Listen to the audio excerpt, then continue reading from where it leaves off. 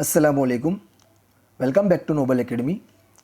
Last video में हमने handicraft की कुछ आर्ट के बारे में जाना था। आज हम पढ़ने वाले फाइन आर्ट्स के बारे में, जिसके अंदर इंक्लूड होता है डांस, ड्रामा और म्यूज़िक। तो इसे कहा जाता है फाइन आर्ट्स ऑफ इंडिया।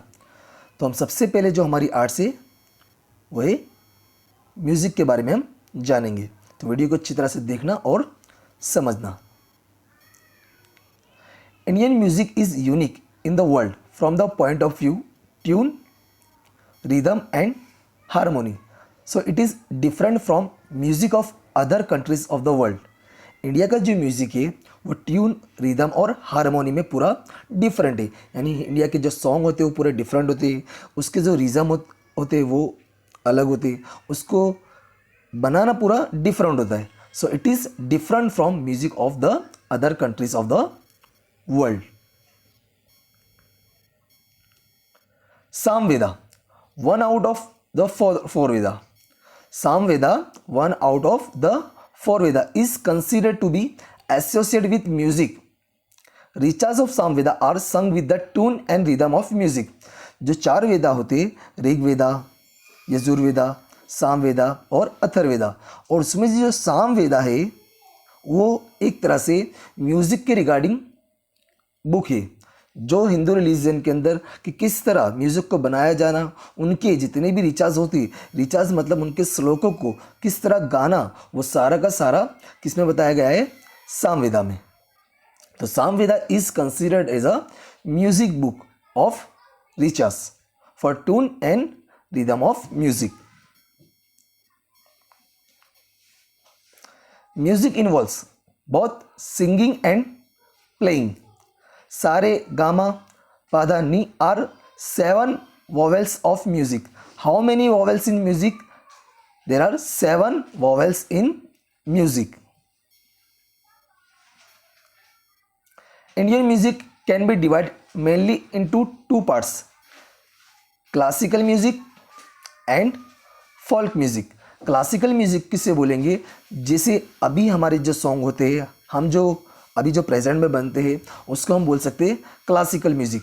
और जो हमारे रिलीजियस के हिसाब से जो पुराने जो गांव के अंदर जो ट्रेडिशन होते हैं, जिसे लाइक नवरात्रि के अंदर गरबा और गरबी के अंदर जो सॉन्ग बजाए जाते हैं, दैट्स कॉल्ड फोल्क म्यूज़िक। तो Indian music can be divide into how many parts? 2 parts, classical music and folk music. We have 5 main rags in classical music. First है आपका Shri,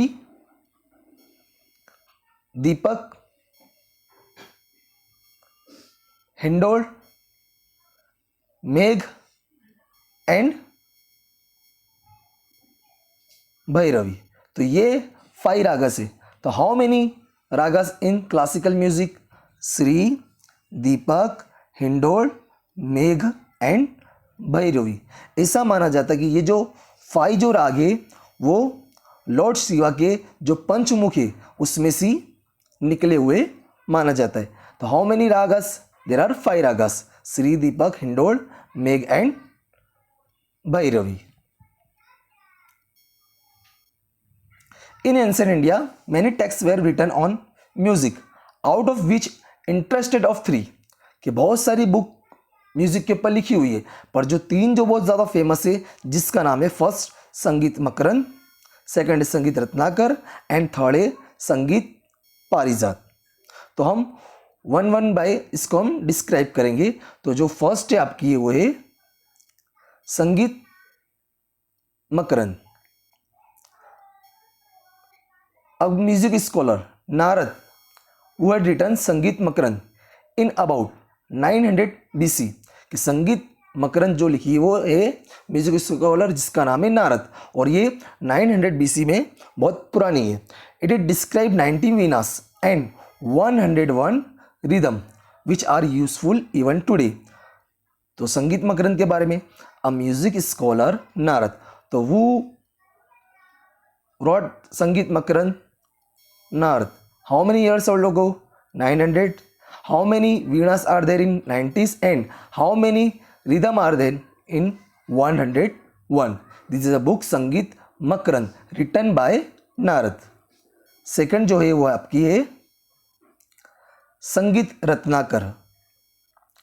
the writer of the text was Pandit Sarangdev.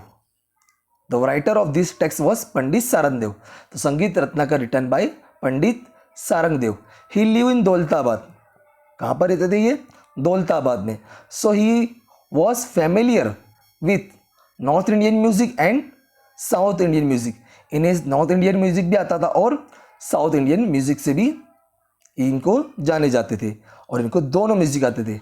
और अभी जो Pandit Vishnu Narayan Bhatkhande, Pandit Vishnu Narayan Bhatkhande consider Sangeet Ratnakar as the most authentic book on music. ये ऐसा मानते हैं कि अगर आपको संगीत सीखना हो तो आपको संगीत रत्नाकर की बुक तो पढ़ना ही पड़ेगी, उसे समझना ही पड़ेगी. Sangeet Ratnakar written by Pandit Sarangdev. He live in Daulatabad and Pandit Vishnu Narayan Bhatkhande consider most authentic book on music. It is a Sangeet Ratnakar. And third book is your Sangeet Parijat. संगीत पारिजात is very important book on music. It is written by Pandit Ahobale in 1665 for northern Indian music, only northern Hindustani music. He had noted that all ragas have different identity. इन्होंने एक चीज़ बहुत note करी है कि जितने भी राग्स होते हैं खुद की अपनी अपनी अलग अलग आइडेंटिटी होती है. और इन्होंने हमें 29 टाइप्स ऑफ ट्यून्स बताई है. दिस इज संगीत पारिजात. संगीत पारिजात रिटन बाय अहोबले इन 1665. इन्होंने एक कैरेक्टर बताया है कि जितने भी रागास होते हैं उनकी अलग एक आइडेंटिटी होती है. और how many tunes he describe in his book? There are 29 types of tunes in his describe in his book. तो ये थे आपकी 3 बुक, संगीत मकरंद, संगीत रत्नाकर एंड संगीत पारिजात. और हम डिस्कस करते हैं इसके अंदर. During the time of Alauddin Khilji, talented अमीर Khusru was very famous due to this contribution in the field of music and poetry. कि अमीर खुसरू बहुत फेमस थे उनकी म्यूजिक और पोएट्री के अंदर, जिसे कहा जाता था उन्हें Tutiya Hind, parrot of India in Indian history. Alauddin Khilji के टाइम पर अमीर खुसरो बहुत फेमस थे म्यूजिक और पोएट्री में और इनको कहा जाता था तूतीय हिंद यानी parrot of India. Then after started Bhakti movement 15th and 16th century. भक्ति संगीत यानी जो भक्ति संगीत होते हैं, जो हिंदू रिलीजन की जो भक्ति होती है, जिस तरह मुस्लिम रिलीजन में नात कव्वाली, इसी तरह हिंदू रिलीजन में भक्ति सॉन्ग होते. तो वो स्टार्ट करने वाले चैतन्य महाप्रभु, कबीर, तुलसीदास, मीराबाई एंड नरसिंह मेहता बहुत फेमस थे भक्ति मूवमेंट के लिए. और द डिसिपल ऑफ स्वामी हरिदास, यह स्वामी हरिदास और उनके जो डिसिपल का मतलब होता है शिष्य, जिसका नाम है बेजू बावरा और तानसेन. तो यह बेजू बावरा और यह है तानसेन. उनके जो गुरु का नाम है वो है स्वामी हरिदास. ये बहुत म्यूजिक में बहुत आगे थे और बहुत फेमस थे. और Tana Riri are consider are real jewels of music of the century. These two girls, Tana and Riri, she is also very famous in the music. तो आपको वीडियो को अच्छी तरह से देखकर उसको समझकर उसका होमवर्क सेंड करना है. काफ़ी इंटरेस्टिंग था. That's music art.